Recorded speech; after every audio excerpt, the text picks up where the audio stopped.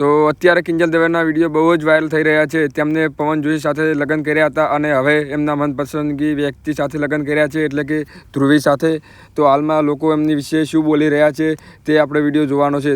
તો વિડીયો પૂરો જોજો તો કિંજલ દવે વિશે લોકો શું બોલી રહ્યા છે એ આપણે આજે વિડીયો જોવાનો છે. તો વિડીયો જોઈ લો. બધે જ અત્યારે એક જ વાત થાય છે, કિંજલ દવે આંતરજ્ઞાતીય લગ્ન કર્યા છે, બ્રાહ્મણ સમાજમાંથી છે અને જૈન સમાજમાં લગ્ન કર્યા, એટલે સમાજે એમના પરિવારનો બહિષ્કાર કર્યો એમના જે નીતિ નિયમ હતા એના મુજબ. જ્યારે સામે બીજા બધા લોકો કહે છે કે આપણે અત્યારે 2026માં આવી ગયા છતાં સમાજમાં પડેલા છીએ. પહેલા જે જાતિ બની હતી એ પોતાનું જે કાર્ય હતું એના પ્રમાણે બનેલું હતું કે ભાઈ વેપારી છે તો એનો સમાજ અલગ હતો, જે બ્રાહ્મણ હતા તો એ પાઠ પૂજા વેદ કરવાને એ કામ કરતા. અને ત્યારે સમાજ એટલા માટે નિયમો બનાવેલા હતા કે એક સમાજમાંથી બીજા સમાજમાં જો દીકરી જાય તો એને એડજસ્ટ કરવામાં પણ અગવડ પડે, અને બીજું કે સમાજ જ્યારે એકજૂટ થઈને રહે તો એકબીજાને તકલીફ આવે તો એકબીજાની સાથે ઊભા રહી શકે. પણ ધીરે ધીરે આપણો દેશનો વિકાસ થયો અને કદાચ સમયની સાથે આ બધી વસ્તુ. વાહ સમાજ વાહ! કિંજલ દવેના માતા પિતાને સમાજવાળાએ બહિષ્કાર કર્યો કે એને સમાજમાં લગ્ન નથી કર્યા. તો વાહ વાહ વાહ વાહ! ફી તમે ભરી હતી, તમે ભણાઈ હતી, ફી એના બાપે ભરી, ભણાઈ એના બાપાએ, મોટી એના બાપાએ કરી. તમે કોણ છો ડિસિઝન લેવા વાળા ભાઈ? આ તમારી વાત નથી, આ બધા જ સમાજમાં તમારા જેવા લોકો છે જ જે આવી ડીંગલીઓ કર્યા કરતા હોય છે. તમે લોકો એ જ છો જે લગ્નમાં જયારે જાઓ ને તો પેલો ચાંદલો જોઈને કરો કે એને કેટલો કર્યો તો એટલો હું કરું.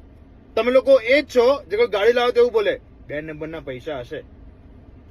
આવા સમાજના લોકોને તમારે પારખવો હોય ને તો ફોન કરવાનો કે ભાઈ મને 10,000ની જરૂર છે આપને, હમણાં નથી, તકલીફ છે. આ એ સમાજ, આ દુઃખમાં જિંદગીમાં ઉભો નહીં રહ્યો, પંચાયતમાં પહેલો નંબર. દુનિયા ક્યાંયથી ક્યાંય પહોંચી ગઈ, તમારે તો ઊંચા નહીં આવવાના. હવે મોટા થાવ એટલે જ કહેવાય એજ્યુકેશન મસ્ત, ભણો, કઈક કરો જીવનમાં. પંચાયતો કર્યા વગર જીવનમાં કઈ કરી લો તો દેશનું ભલું થાય. સમાજવાળી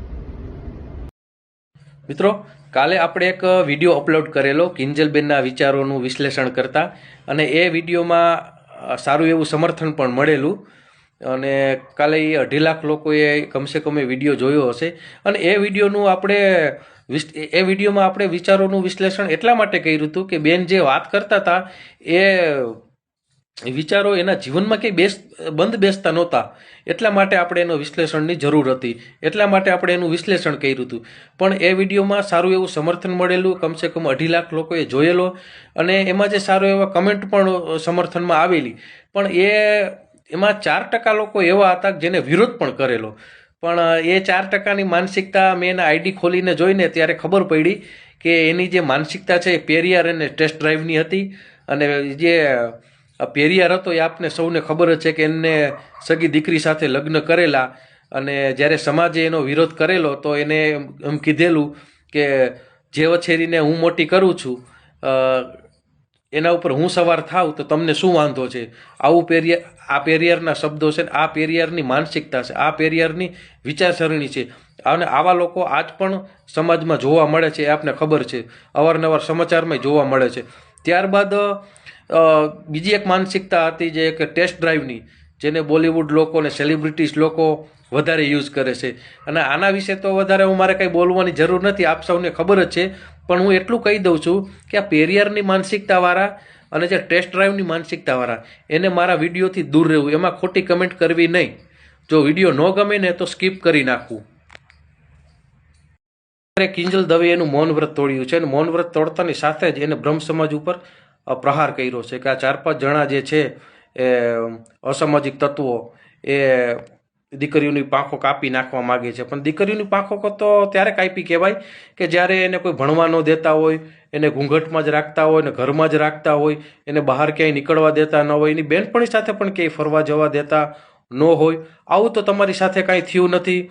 અને તમે એ વિડીયોમાં એમ પણ બોલો છો કે શું કોઈ દીકરીને એનો પાર્ટનર ગોતવાનો અધિકાર નથી. પણ પાર્ટનર તો મારા હિસાબ પ્રમાણે એક ફેરે ગોતવાનો હોય. આ ઘડીએ પાર્ટનર ગોતવો હોય એ કોઈ દીકરીનું અધિકાર ન કહેવાય, દીકરીનો હક ન કહેવાય. જો વધારે હું આમાં બોલીશ તો વાદ વિવાદ થઈ જશે. અને ત્રીજો એક વાત એમાં એ હતી કે તમે એમ પણ કીધું છે કે મારો જે પાર્ટનર છે એ મને ખૂબ પ્રેમ કરે છે. એ મને બહુ સારી રીતે સાચવે છે કે બહુ રિસ્પેક્ટ આપે છે. પણ એ તો આ ભારતની સભ્યતા છે, એ તો આ ભારતની સંસ્કૃતિ છે કે કોઈ ગણિકા હોય ને તોય પણ એને સન્માનની દ્રષ્ટિએ ભારતીય લોકો એને જોવે છે.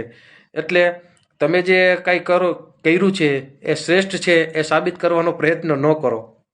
કિંજલ દવેની બાબત સાથે ઘણા લોકો ભગવાન શિવજી અને માતા પાર્વતીને સરખાવી રહ્યા છે. સાચે યાર, તમને શરમ આવવી જોઈએ. કળિયુગના તુચ્છ માણસો જોડે તમે ભગવાનની સરખામણી કરી રહ્યા છો. અને એ સમયે જ્યારે ભગવાનના ટાઈમમાં જ્યારે કોઈ એક વ્યક્તિને પસંદ કરવામાં આવે ને, પછી એનું એ પાર્ટનર મરી જાય ને, તો પણ જિંદગીભર તે તેના જ થઈને રહેતા હતા, અન્ય કોઈ વ્યક્તિની સામું પણ જોવામાં નતું આવતું. ને અત્યારના તુચ્છ માણસો જીવતા જીવતે માણસે 10 જગ્યાએ પુરુષો સ્ત્રીઓ સાથે મોઢા મારે, સ્ત્રીઓ પુરુષો સાથે મોઢા મારે, એની સરખામણી આપણે ભગવાન સાથે કરી રહ્યા છીએ. અને ઘણા લોકો જે કહી રહ્યા છે કે સ્ત્રીની કારકિર્દીને દબાવવામાં આવી રહી છે, તો આમાં કિંજલ દવેના જે ટૂંકા કપડા પહેરીને ઠુમકા લગાવવાનો વિરોધ, કે પછી કિંજલ દવેના સારા ગીતોનો વિરોધ, કે ગીતોને બેન્ડ કરવાની સમાજે માંગ નથી કરી. કિંજલ દવે દ્વારા જે લગ્નનું ડિસિઝન લેવામાં આવ્યું છે એના વિરોધમાં માંગ કરી છે. તો એ ડિસિઝન સાચું હોય ખોટું હોય એના વિશે મારે કંઈ જ નથી કહેવું, પણ અહીંયા સ્ત્રીની કારકિર્દી અને ભગવાન શિવજીની સાથે સરખામણી કરીને ભગવાન શિવજીનું અપમાન ન કરવામાં